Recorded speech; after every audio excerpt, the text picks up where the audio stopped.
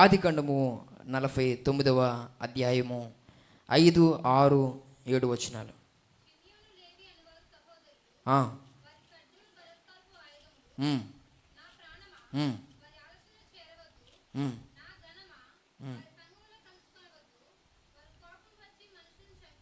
మొదటి నుంచి చూద్దాం. చూడండి.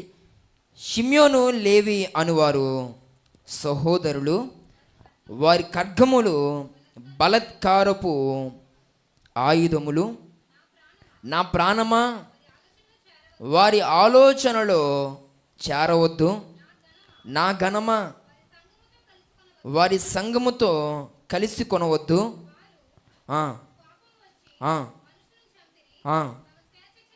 వారు కోపం వచ్చి మనుషులను చంపిరి, తమ స్వేచ్ఛ చేత ఎద్దుల గుదికాలి నరములను తెగగొట్టిరి. వారి కోపము వేంద్రమైనది, వారి ఉగ్రతయు కఠినమైనది. అవి శపింపబడును. యాకోబులో వారిని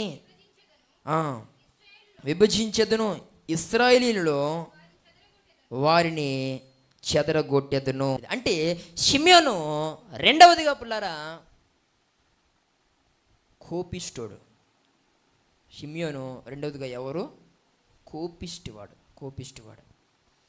ఈరోజు నీతో ప్రభు మాట్లాడుతూ ఉన్నాడు. నేను వివాహము చేసుకున్నటువంటి నీ భార్య కొంతకాలంగా నీ చేతిలో దెబ్బలు తింటూ ఆయా సందర్భాల్లో బాధపడుతున్నటువంటి ఆ మాట ఏంటో తెలుసా? ఇలాంటి కోపిష్ఠుడిని నేను ఎందుకు వివాహము చేసుకున్నాను? ఇలాంటి కోపిష్ఠుడికి ఇచ్చి నన్ను ఎందుకు కట్టబెట్టారు? ప్రతిరోజు వీడి చేతిలో దెబ్బలు తినాల్సి వస్తుంది, ప్రతిరోజు వీడి చేతిలో బాధను అనుభవించాల్సి వస్తుందని కోప్పడమే. ఏమండి, తీవ్రంగా స్పందించకూడనటువంటి వాటికి కూడా అక్కడ అసలు అంత కోప్పడాల్సిన అవసరం లేదు. కానీ అలాంటి విషయాలు కూడా అత్యధికంగా తీవ్రంగా ఆ కోపముతో స్పందించేటువంటి అనుభవాలు నీ జీవితంలో ఉన్నాయి. ఈ యొక్క అనుభవంలో నువ్వు ముందుకు కొనసాగితే ఇది నీకు నష్టమని దేవుని సేవకునిగా నేను చెబుతూ ఉన్నాను. చాలామంది తల్లిదండ్రుల యొక్క బాధ కూడా అదేనండి. ఏంటనంటే చాలామంది కొంతమంది బిడ్డలను మా ఎద్దకు తీసుకొచ్చి అంటారు, ఆడు ఎంత ఉండడు కానీ ఆడి కోసం మంచి సాక్ష్యం చెప్తారు. ఏంటంటే, మా అబ్బాయి కొంచెం కోపం తగ్గేలాగా ప్రార్థన చేయండి, వీడికి చాలా కోపం ఎక్కువండి అని. ఈరోజు చాలామంది పిల్లలు కూడా ఏమండి కోప్పడేటువంటి అనుభవాలు, ఇది సరికాదు. ఇలాంటి అనుభవం ఉంటే కనుక దేవుని ద్వారా ఏ రకంగా కూడా మనం దీవించబడలేమని దేవుని సేవకునిగా నేను చెబుతూ ఉన్నాను. దేవుని స్తోత్రం కలుగునుగాక. అయితే కొన్ని సందర్భాల్లో తప్పును బట్టి కోపం వస్తుంది, కానీ మనము స్పందించాల్సినట్టుగానే మనం ఏం చేయాలి? స్పందించాలి. గొప్పతదని తీవ్రంగా స్పందిస్తే తర్వాత ఊసలు లెక్క పెట్టే పరిస్థితి వస్తుంది. కొన్ని సందర్భాల్లో నోరు ఉంది కదని నోటుకు వచ్చినట్టుగా మాట్లాడితే మూతి పగిలిపోయే అవకాశాలు ఉంటాయి. ప్రభు మాట్లాడుతూ ఉన్నాడు, కోపం. ఒక సామెత ఉంది, నీ కోపమే నీ శత్రువు. పెద్దగా మనం మనసును పెట్టడం ఇలాంటి డైలాగులు ఏమండి. కాబట్టి కోపాన్ని సరి చేసుకొని నీ జీవితంలో, ఈ కోపము నీ జీవితం ఎప్పుడైతే తగ్గుతుందో అప్పుడు దేవుని కార్యాలు జరగడం ప్రారంభిస్తాయి. దేవుని స్తోత్రం కలుగునుగాక. ఈ కోపముతో మాట్లాడడం వలన నలుగురిని పోగొట్టేసుకున్నాం. ఈ కోపంతో చెయ్యాడించడం వలన ఒకరిని దూరం చేసేసుకున్నాం. ఈ కోపంతో కొన్ని సందర్భాల్లో ఊగిపోవడం ద్వారా ఒక చెడ్డ సాక్ష్యాన్ని సంపాదించుకున్నాం. ఈ కోపంతో నీవు జీవించడం ద్వారానే ఎక్కడా నీకు పని లేకుండా అయిపోయింది. ఈరోజు నిన్ను అనేకులు ద్వేషించేటువంటి పరిస్థితి చోటు చేసుకుంది. కాబట్టి నీ జీవితంలో కోపం తగ్గితే మనుషులు నీ జీవితంలో పిల్లరా నీకు ఎన్నో అవకాశాలు ఇస్తూ నిన్ను ప్రోత్సహించే వారిగా ఉంటారు. కాబట్టి ఈ కోపము అనేది మన జీవితంలో తగ్గకపోతే మనల్ని అందరూ చేదరించుకుంటారు. మన విషయంలో అనేకులు పిల్లరా మన బాధ పెట్టే ప్రయత్నం కూడా చేస్తారు. సరే, షిమ్యోనుకి కోపం వస్తే వచ్చింది, ఏం చేయాలి? ఒక విషయం చెప్తాను.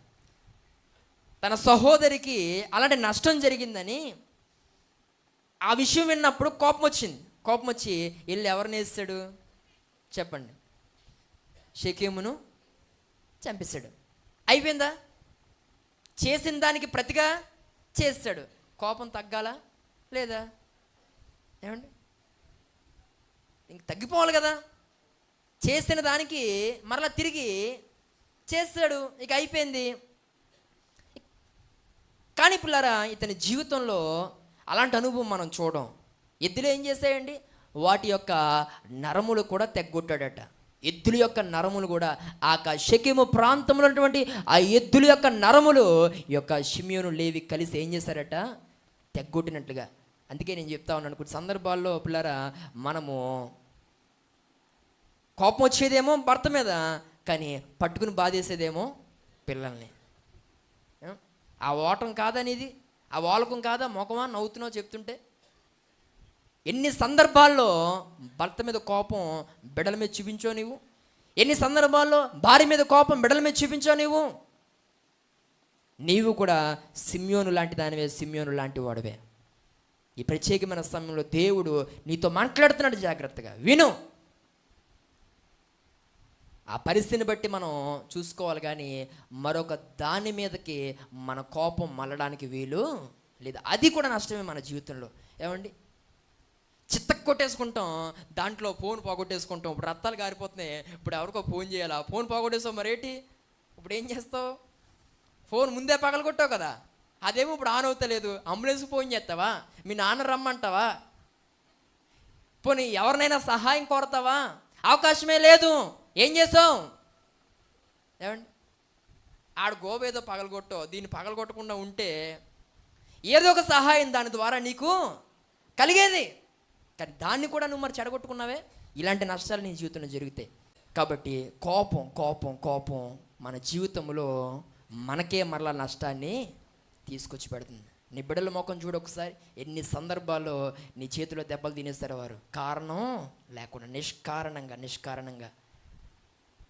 వారి యొక్క ఉసురు నీకు తగలకుండా ఉంటుందా?